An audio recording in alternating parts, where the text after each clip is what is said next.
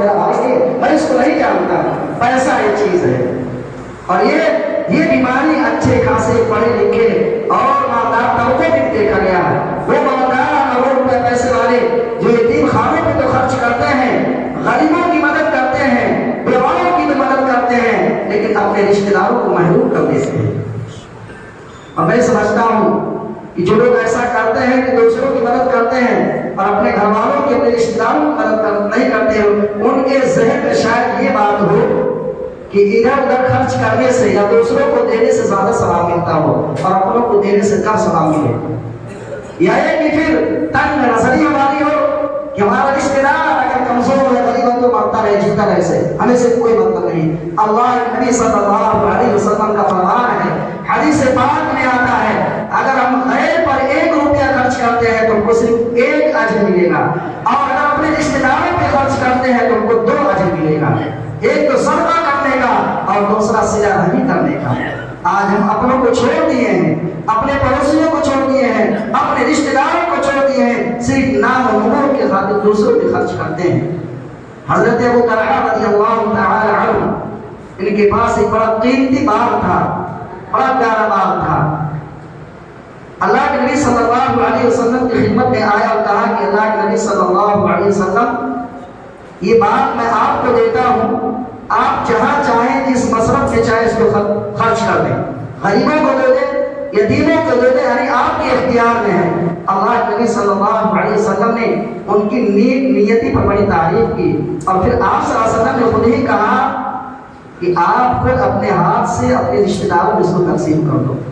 یہ رشتہ دار کا مقام، ان کا مرتبہ اللہ کی نگاہ میں اور اللہ کے نبی کی نگاہ میں کیا ہے، اور ہم اور آپ اپنے رشتہ داروں کو کس نگاہ سے دیکھ رہے ہیں۔ بہرحال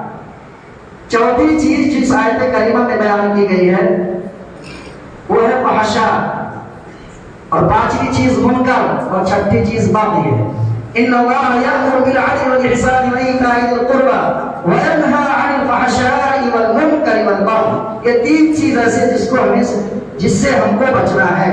فحشا کہتے ہیں ایسا گناہ جس کو ہر کوئی گناہ سمجھتا ہو، جسے جھوٹ بولنا،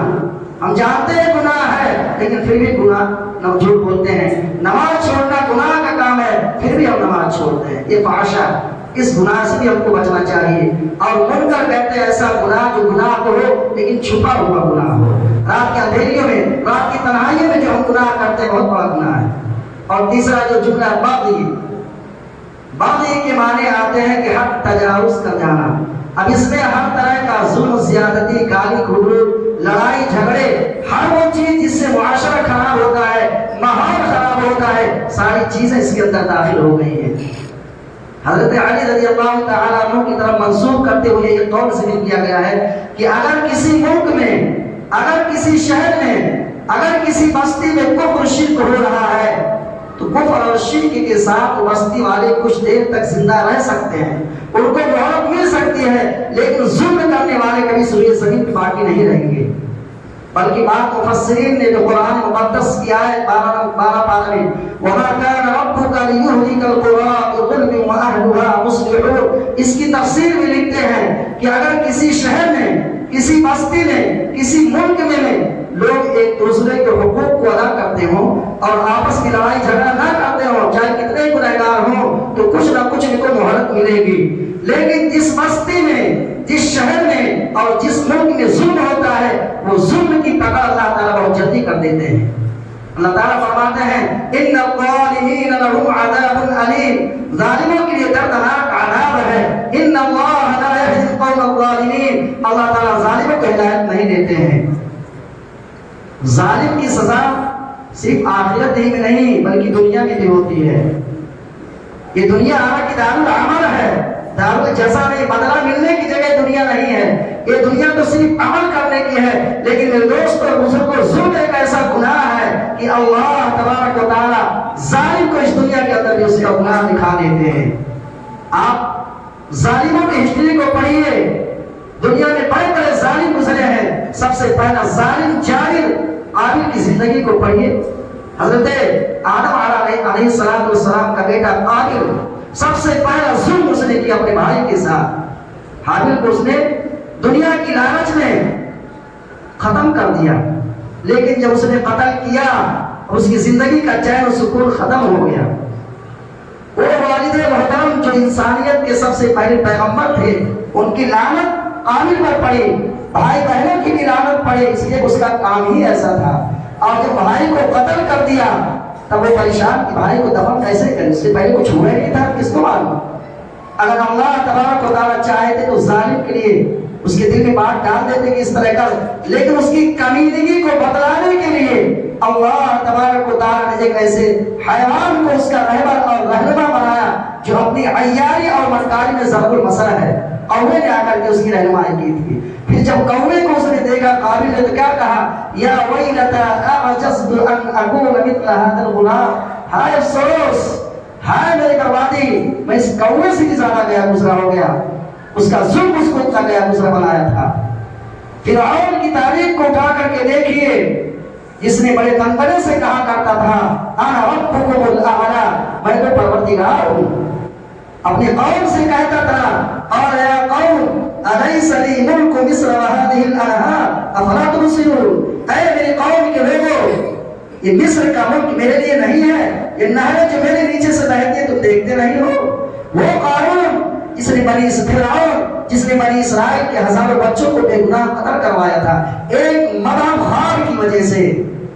وہ فرعون جس نے موسیٰ علیہ السلام کی قوم کے مردوں اور عورتوں کو اپنا غلام اور لوڈی بنایا تھا، اس ظالم کا انجام کیا ہوا؟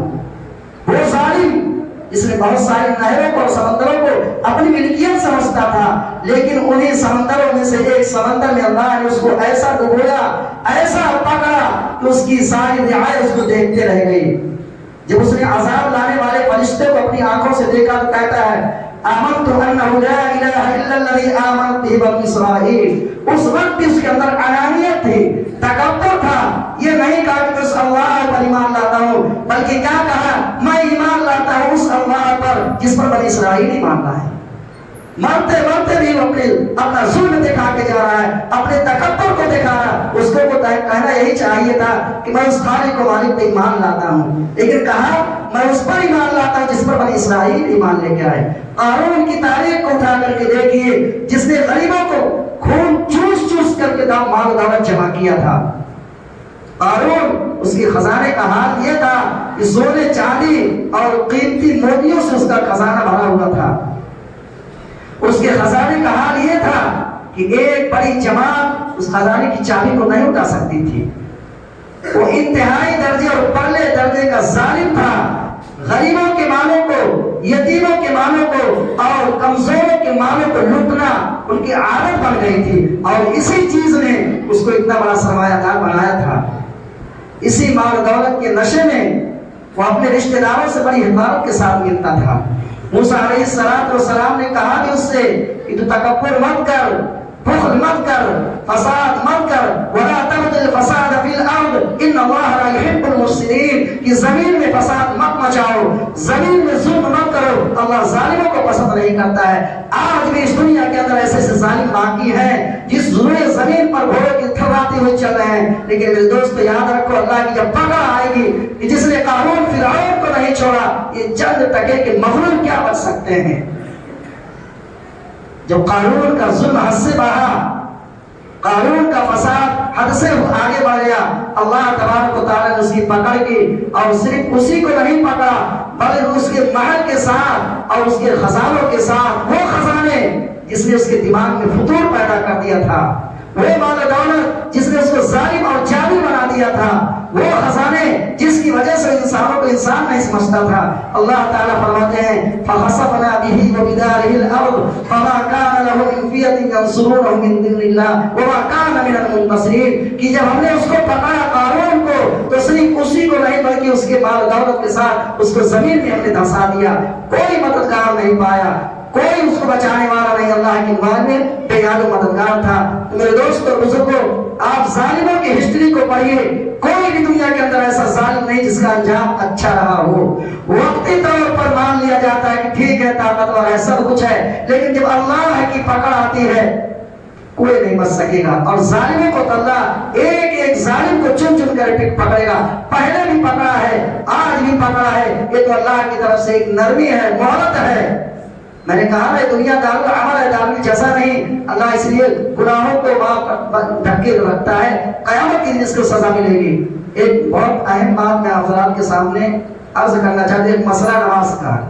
جس میں عام طور پر ہم سب کی غلطی ہوتی ہے، اور وہ ایسی غلطی ہے جس سے ہماری نماز فاسد ہو جاتی ہے۔ پہلی بات یہ ہے کہ ہم نماز کے مسائل سیکھتے بھی نہیں، جانتے بھی نہیں ہیں، بس دیکھی دیکھا نماز پڑھتے ہیں، جیسے وہ پڑھ رہے میں بھی پڑھ رہا ہوں، وہ آئے میں بھی۔ اہم بات یہ بہت اہم مسئلہ ہے، جب ہم سجدے کی حالت میں جاتے ہیں، دونوں پیر ہم کھڑا رکھتے ہیں، ایسے سجدے کی حالت میں ہم دونوں پیر کو کھڑا رکھتے ہیں، مسئلے کے اعتبار سے غلط ہے۔ جب ہم سجدے میں جائیں تو اپنی انگلیوں کو توڑ کر، یعنی انگلیوں کا رخ قبلے کی طرف کر دیں، انگلیوں کو بالکل دبا کر کے رکھیں گے تو انگلیوں کا سرا قبلے کی طرف ہو جائے گا، یہ سجدہ کرنے کا صحیح طریقہ۔ اور دوسری بات یہ کہ جب ہم سجدے میں جاتے ہیں تو بہت سارے لوگ اپنے دونوں پیر کو اٹھا دیتے ہیں، اگر 3 مرتبہ سبحان اللہ کہنے کے بعد، یعنی سبحان اللہ سبحان اللہ سبحان اللہ، اتنے کہنے کے مقدار تو 3 سیکنڈ جو لگے، اگر اس کے دونوں پیر اٹھے رہے تو اس کی نماز فاسد ہو جائے گی۔ پیر یہ دھیان دیں اور اس کا اہتمام کریں، جب ہم سجدے میں جائیں تو دونوں پیروں کو دبا کر کے رکھیں، اور اسی طریقے سے جب ہم سجدے میں جاتے ہیں تو پیشانی اور ناک صرف رکھتے ہیں، رکھا نہیں، رکھنے کا بلکہ دبا کر کے رکھا جاتا ہے، پیشانی بھی دبا کے رکھے اور ناک بھی دبا کے رکھے۔ کچھ لوگوں کی عادت ہوتی ہے صرف پیشانی کے ذریعے سجدہ کر لیتے ہیں، ناک نہیں لگاتے ہیں، کہ مکروہ لکھا گیا ہے، اور اگر کچھ لوگ صرف ناک لگاتے پیشانی نہ لگائے تو ان کی نماز نہیں ہوگی۔ ہاں کوئی عذر ہے تو بات الگ ہے، لیکن صرف ناک پہ سجدہ کرتا ہے، پیشانی نہیں لگاتا ہے، اس کی نماز فاسد ہو جائے گی۔ پیشانی لگاتا ہے، ناک نہیں لگاتا تو اس کی نماز مکروہ ہو جائے گی۔ میرے دوستو، باریک باریک مسئلے ہم کو سیکھنا چاہیے، پوچھنا چاہیے، یہ چھوٹی سی غفلت کی وجہ سے ہماری نماز فاسد ہو جاتی ہے۔ اللہ تبارک و تعالیٰ کہنے سننے زیادہ عمل کی توفیق عطا فرمائے۔